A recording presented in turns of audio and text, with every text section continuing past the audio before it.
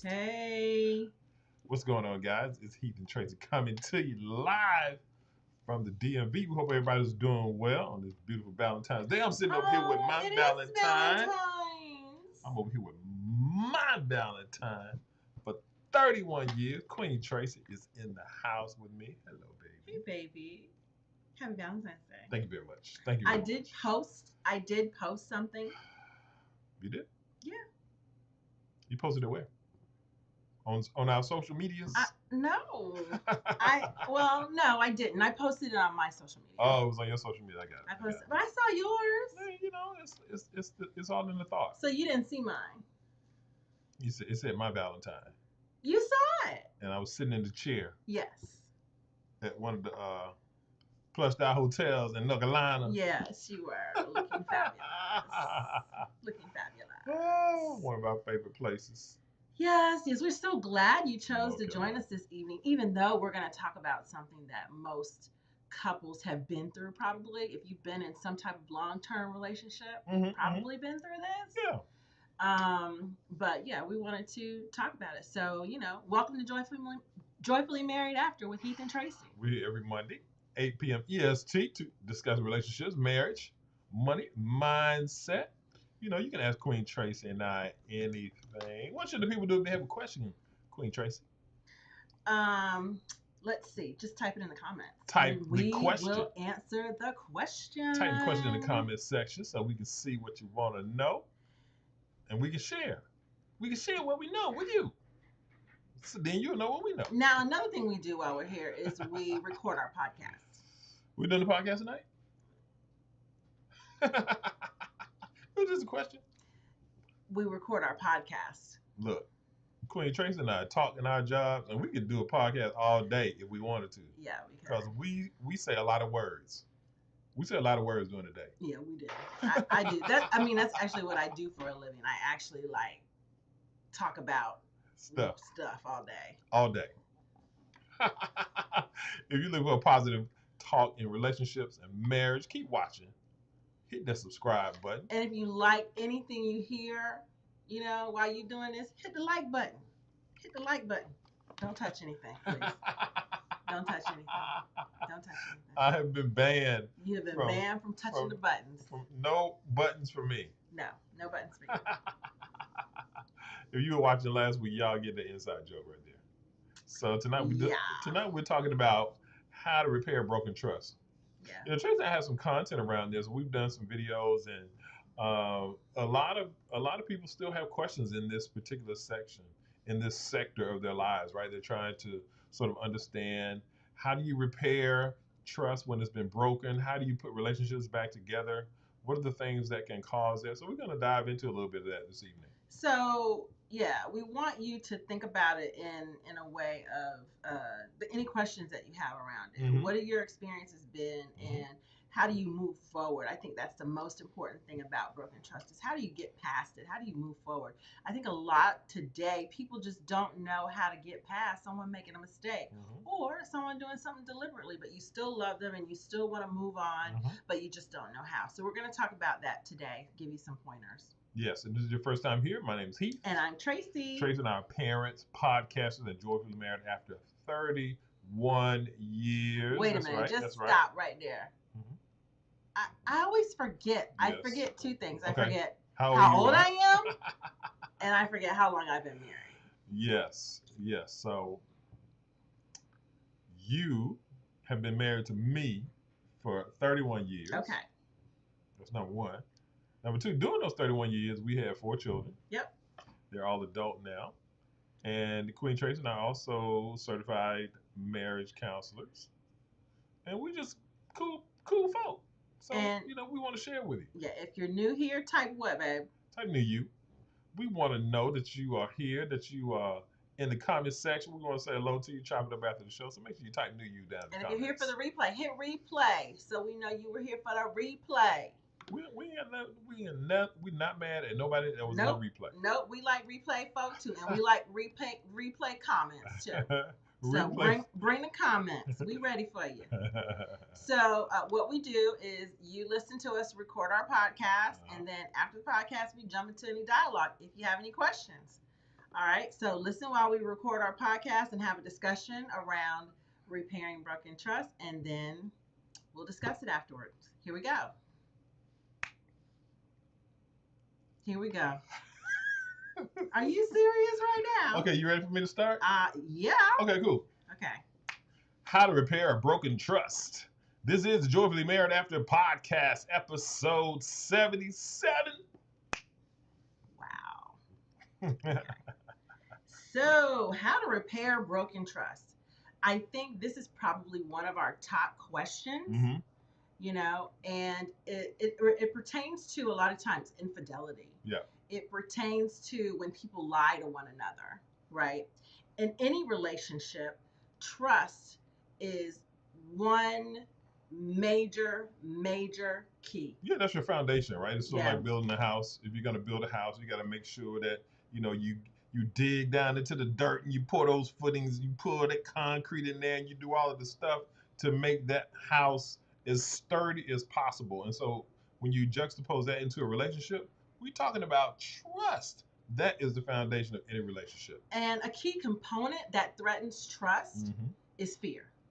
When you have fear, that is going to lead to lying, not being honest, not sharing, not communicating, and then that breaks down the trust.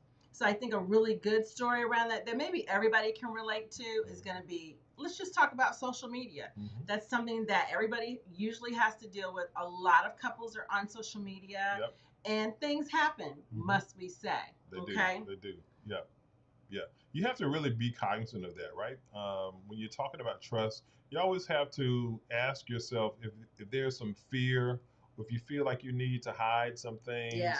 You have to ask yourself, why am I hiding this? I mean, a good example is like, say you work with somebody, or you are dealing with somebody that you only talk to them on social media, and your significant other does not know you are talking to this other person. Is that cool? I mean, I don't know. I think it's weird. Yeah, I think you have to really ask yourself, well, why is it that my significant other does not know that I'm talking with this person? Right. And then you have to go a step further and ask yourself, am I feeling some type of emotion connected to this other person?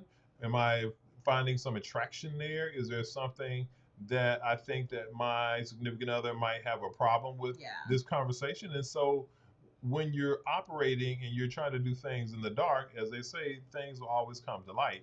And so you have to really understand, where do I need to set some boundaries connected to this conversation? And when you're talking to this other person, like say on social media, and you're sharing things with them that you necessarily don't share with your significant other, why? Why is that? The first thing you need to ask yourself is, what am I afraid of? What if I say this to my partner? If I say this to Heath, right, why is it that I can't say it to Heath? What am I afraid is going to be the reaction from Heath? That is what you need to tackle. Not, let me just stop talking to this person, or let me continue and just not tell Heath, and he won't get all bent out of shape. Or you just have to find out, what is the fear involved with the deception. When you figure out what the fear is in the deception, you can squash it. So it could be something like how you feel about what's going on at work. Maybe you don't want to tell your spouse because you don't want them to criticize you about what you think, how you feel, or that you don't want them to say, oh, you're complaining. You might feel a certain type of way about how your spouse looks, so you don't want to share that with your spouse, let's say. So what you're doing right then and there is, you're not trusting. You have begun not trusting your spouse with how you feel. You put that so well, baby. And you have to ask your spouse questions. If there are things that you want to talk to them about that you're not getting the response back that you're looking for, and is making you feel a certain type of way, you have to have that level of trust with your spouse to say, hey, I really need you just to pause for a moment and talk to me about this thing. This is making me feel this way when you do that. Yeah. When I ask you this and you react that way, it really is rubbing me the wrong way. And so I want to drill into this. When can we talk about it? Yeah. But it goes back to, what are you afraid of? If you cannot have that conversation with your spouse, what are you afraid of? What's the problem? Another thing is, are you paying attention to this other person or doing whatever you're doing because you're not getting the proper attention from your spouse or not enough attention. Yeah. So then you have to ask yourself, well, why do I feel that way? Start with why you feel like you need to deceive. Always start there. Okay. So this action, right, can build up. When you do this stuff, it builds up over the years. You build up resentment that you have to do it or you feel that way, and they build up resentment towards you because they know something's up. They just don't quite know what it is. Right. So that trust chasm, as we call it, grows. Yeah.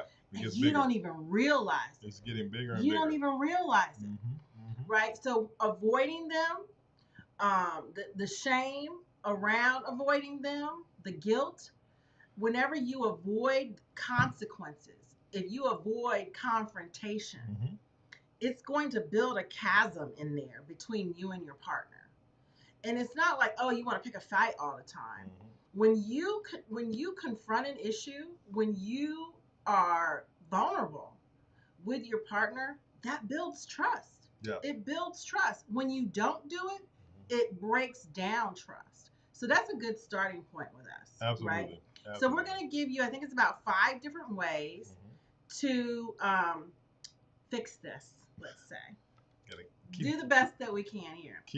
Get the trust back. So, what's the first thing? You got to be open, right? You have to be open to keeping the trust. If you are engaged with this chasm that Tracy is talking about, right? You're ignoring behaviors, you're not engaging, you're not getting what you need from your spouse, and you're not asking for it. Then that gulf is getting wider and wider, right? And so then you start being untruthful about this. The next thing you know, hey, you're lying about one thing. You don't want to ask any questions. Hey, what's going on with your phone? You seem to be on your phone a lot. Right now, you're like, hey, let me check your phone. And so now you're going down this other rabbit hole. But they have every right to check your phone. Exactly right. So put it like this. If you have been the liar, if you have been the deceiver, if you were the one that betrayed the trust, you need to get your mind right to lay it all out there on a regular basis. That's so important. That's so important, baby. And it's one of those things where you are in your relationship for the long term. You're in it to win it, right? And so if one of you does something that's causing the other one not to be trustworthy, then what you have to do is open yourself up to whatever it is that they need in order to begin to trust you again. So if it has to do with your phone, guess what? Tracy got the combination of my phone. Look at his phone, y'all. It's no problem. If Tracy want to see who's calling, who's texting, who I'm texting, what, no problem, baby. Here you go. Yeah. Right? And so what happens... He can do the same thing with mine. It's exactly right. And so what happens is that opens the door, right? That gives her a certain layer of confidence to begin to see, okay, he's good. I see what's happening. There's nothing going on here, so forth and so on. Okay, he's looking at sports. He's looking at the news or whatever it is, right? So the point is, you have to meet that spouse where they are. Yeah. Meet them where they are so that they can be comfortable. It might feel like they're really invasive. It might feel like, oh my invasive. God, it's invasive. It might feel like that at first. You know, like, oh my God, this is ridiculous. You're being ridiculous. That's all right. Let them do what they need to do to get through. You have to be open to that. I made a rhyme. Yeah. Let them do what they need to do to get through. Because it's a mental aspect. It's a mental thing they're going through. If you have lied to them, if they have lost complete trust in you, they got some gymnastics going on in their head. That's exactly right. And they have got to get through the gymnastics. And if they need to talk about it and see about it and listen about, they let them do that. And what the other party has to do is understand that, hey, it may seem a little extra, but that's where they need to be in order to begin to be open to rebuilding that trust. Yeah, and also that person that lost trust needs to let it happen. You know, don't get in your feelings and everything, and don't think about ways of retaliating. Because it's just going to cause another argument. That's not what you're trying to accomplish. It's not. You're trying to rebuild. And that's where you have to go. I'm trying to repair this. I'm trying to fix what I've broken. Yeah. So be open. be open to keep trust by letting the person that you've broken the trust with interrogate you on a regular basis till they get to a point. Like I said, they've got mental gymnastics going on in their head because they're not sure. Well, they know they can't trust you anymore. So let them do what they have to do to get through. I want to double click on that just for a second, baby. Okay. I know because we're giving these tips around this piece, but I think that what I see so frequently in our comment section and in other places on social is that if people see some kind of mistrust, if there's an infidelity, if there's emotional affair, if That's it. if there's It's anything, over. I'm done. Uh, like you can't talk to me anymore. Like, wow. I'm leaving. So yeah, I don't know if it's cancel culture, and I think it's just fear around figuring out how to rebuild the trust. It just makes it hard for me to believe that you just don't love that person anymore and you don't want to be with that person anymore. It makes me question, and I'm just gonna say this, it makes me question how much you really love them to begin with, because we have been through things like that, and I think what we found out more than anything is that we still love each other. Right. And when you go through things like that, you go, wait a minute, this is, I want this. Right. I want this and I want to get it back. And I can tell you, when we were in that place, we just we didn't know if we could get it back. This is not easy. No. It's not easy. And what you have to understand is we're not saying if your mate is all over town and doing everything with everybody or you're being abused, that's not what we're saying. But what we're accentuating is if you have a solid relationship with your spouse, with your mate, with your significant other, and you have a broken trust, don't just let that one incident be a deal breaker. Right. Right? You have to truly evaluate, hey, is this salvageable? Can I get there mentally? Can I get back to where I need to be? I know it may not happen overnight, but let's make the effort. I don't know if you even ask yourself if it's salvageable. I think you say, I need to work to make it feel like it's salvageable, because you don't even feel like that. Right. You literally feel like it's gone. It's completely gone. It's never coming back. And you ask yourself, can you get back? And so these are some of the steps. The second thing that we think you should look at is discuss items that bother you or that you're concerned with. Yeah. Open your mouth. I say this all the time. Bring why you are suspicious and what the person can do to alleviate your fear in the future. That's that concept of closed mouths don't get fed. Right. If you don't convey what it is to your mate, to your spouse, that what it is that you need, then how are you going to get it? Right? They can always read your mind and understand just exactly how you're feeling and what you're thinking. So you have to be communicative, open your mouth, let them know, hey, I have a problem with this, let's talk about it. Yeah, if you don't tell your person, when you leave the house at 10 o'clock at night and say you're gonna run out and be back in an hour, but you're not back for 2 hours, that really, really bothers me. If you have to say it, and it's gonna be hard, right? But you have to say, if you are always hiding your phone or have your phone on silent, and don't let me see who's texting you, or you feel like you always have to take your phone when you go to this part of the house or whatever, you have to say that. You have to tell the person, this little thing you do, because it's just a little thing to them. This little thing that you do bothers me, and it makes me feel weird, because remember, we had broken trust. So you have to tell them what you do around that. You can't do that anymore. That gets me weirded out. That gets me thinking I'm doing mental gymnastics again. And I'm trying to get back to where I want to be. But that right there, that little thing you do is messing me up. Yep. So you have to tell them, right? So another thing you have to do is talk through issues, even if you're scared to or uncomfortable. Right. You're going to be so glad you did, right? There are lots of things that we do in life that are uncomfortable. Yeah. And I think what you find is that when you go through that and you execute and have the conversations through the uncomfort, then you begin to elevate yourself to that next stage right? You pass that test, and now you can elevate yourself to higher heights and the next test. I think the big thing about this though is you have to do it when there's no emotion involved, right? Like do it, you want to talk about it, like say you want to bring up what the betrayal was.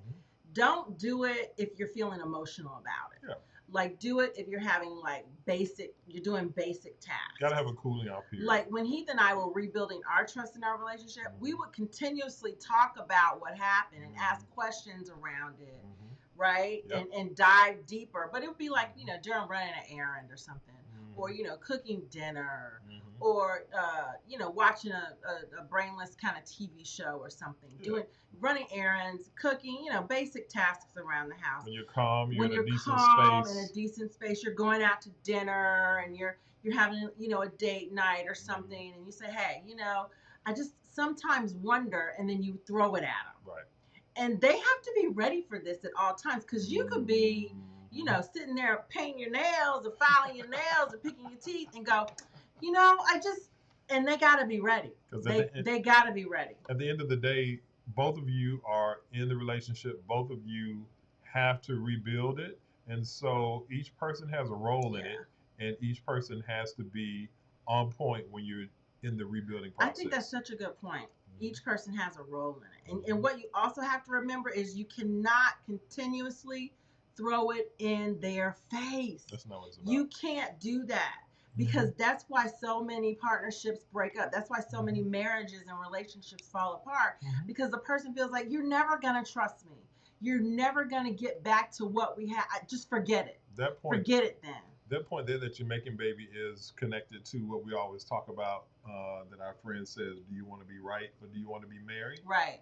And so in this kind of scenario, you obviously, there's someone who was right and someone who was wrong.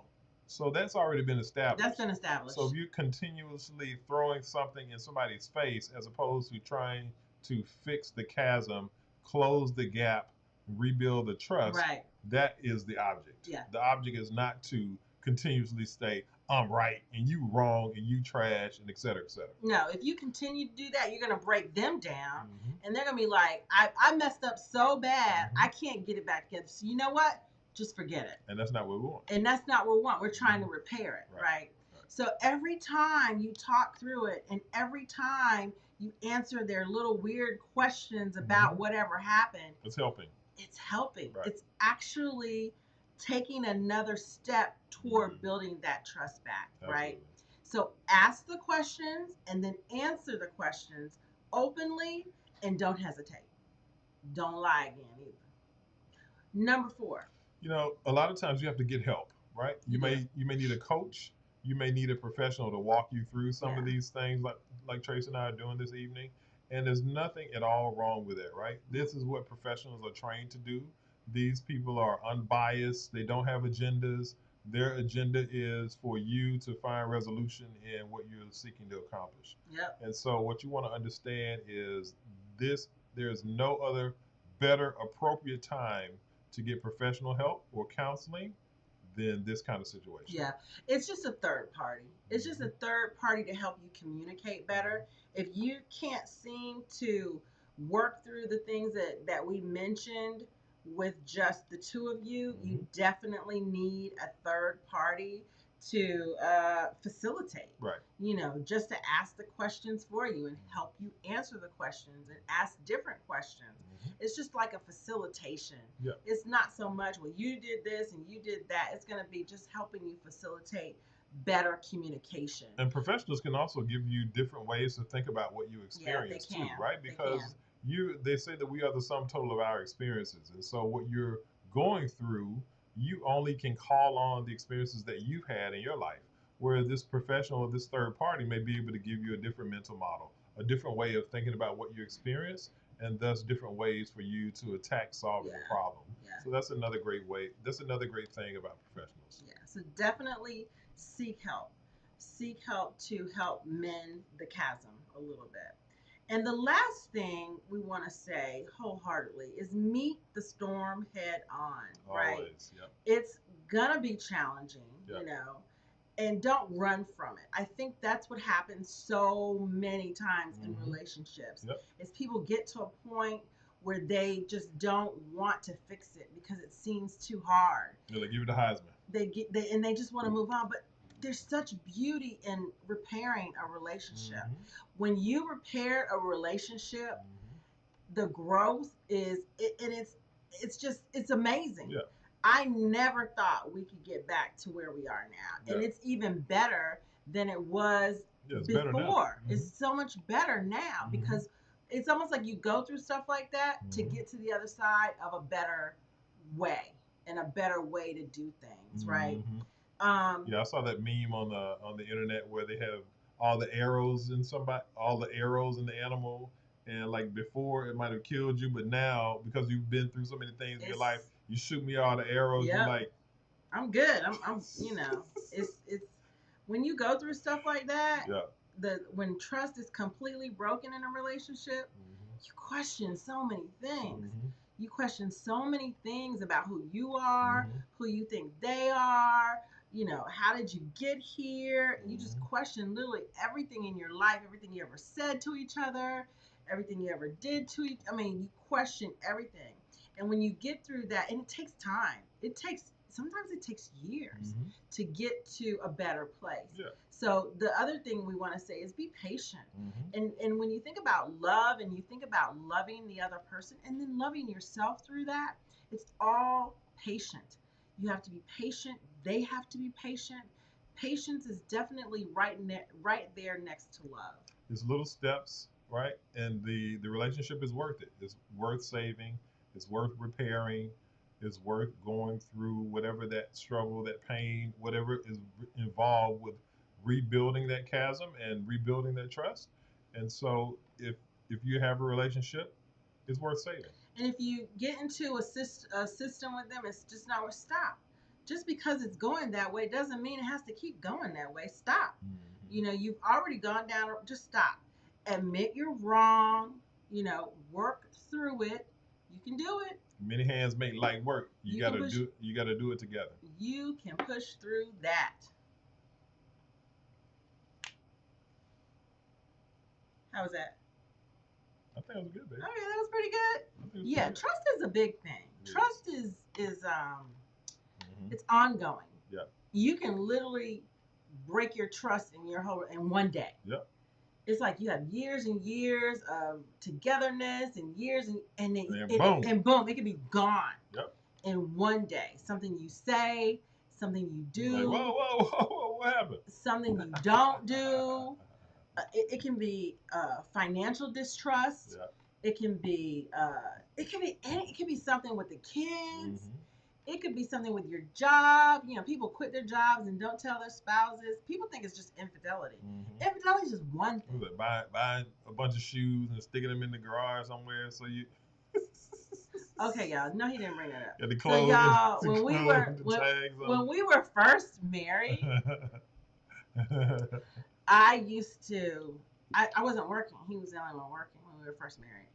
And I would buy stuff all the time. How was I buying all this stuff? I don't remember, baby. Maybe QVC or something like that. I don't even remember how I was just buying so much stuff. It was, you know, we had a new therapy. We had a new baby. I think it was. You know what I think? Sometimes that was postpartum. I think it was postpartum. Could have been. I would buy so much stuff. The UPS man would look at me like, what's going on? You know.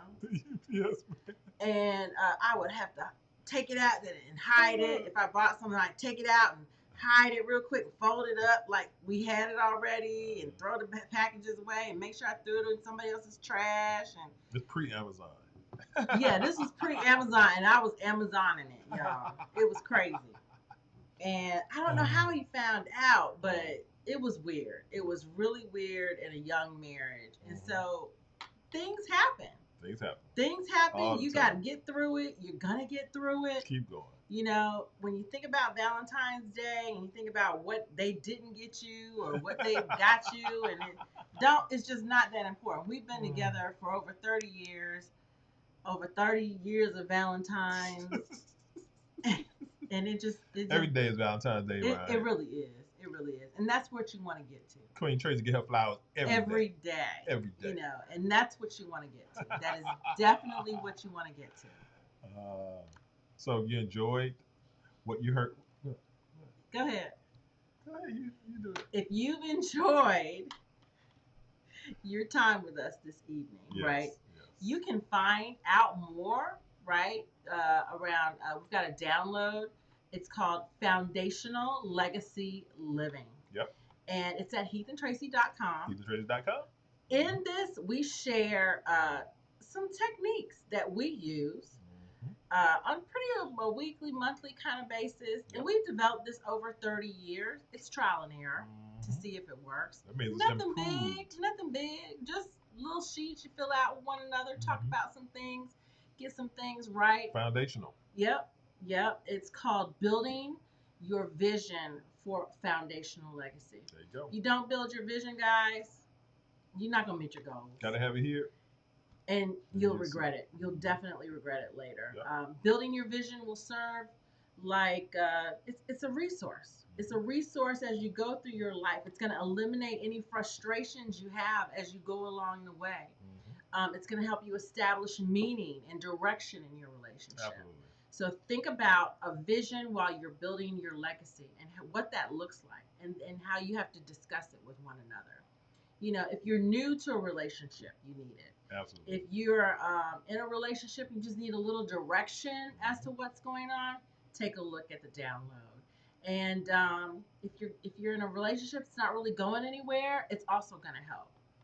Right? Either way, after you complete building the steps of building your legacy, it's going to help you establish meaning and direction.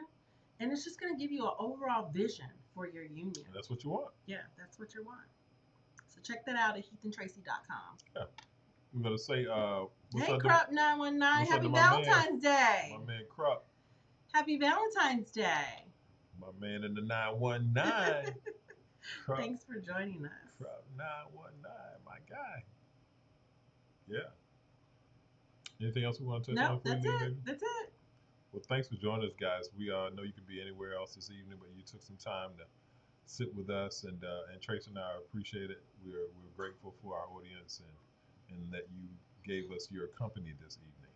So, hey, remember, drop a comment. Let us know if there's any other questions you have, you want to engage on any of these subjects.